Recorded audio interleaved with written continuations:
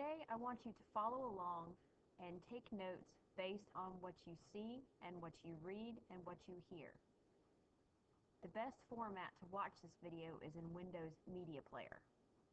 So let's get started. What is the Renaissance?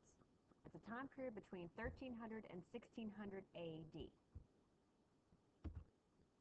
The Renaissance was a period of rebirth where classical art forms that were found in Roman and Greek art and architecture were recreated in Italy.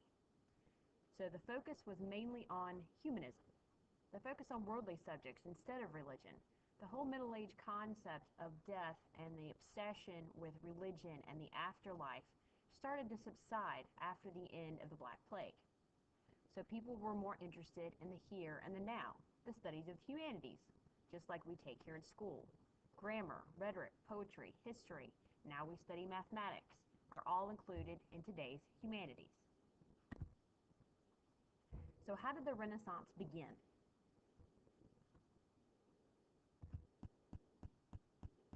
It began with a lot of money and a wonderful place in Italy. The Italians were interested in artwork and classical learning because their foundations were the Roman Empire. And they also had the free time and the money to spend. The main source of wealth came in Florence in the form of the Medici family. They were a wealthy banking family who were patrons of the arts.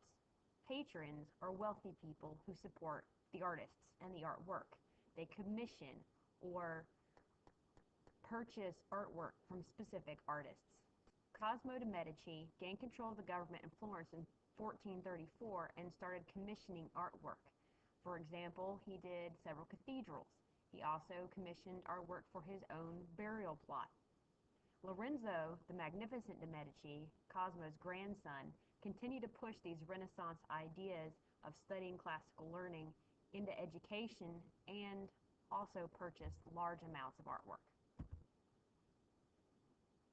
So outside of Italy, though, the Renaissance continued. So how did the Northern Renaissance begin?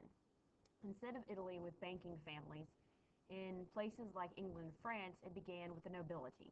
The French kings and queens, as well as the English kings and queens, became patrons themselves and supported and commissioned art for themselves, like self-portraits, and also specific buildings. For example, Francis I invited Leonardo da Vinci to retire in Paris after he was done his work in Italy.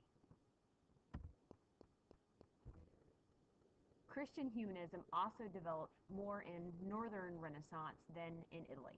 The emphasis was more on religion. Even though no one has officially left the church, the emphasis was put on religious ideas being added into humanist philosophy.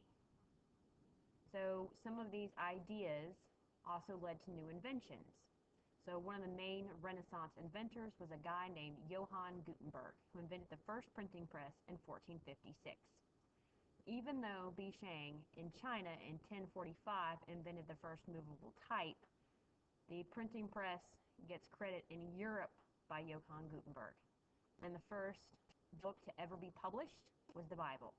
Now, we talked about last week the fact that people were handwriting all books. Monasteries became the central location for all of that.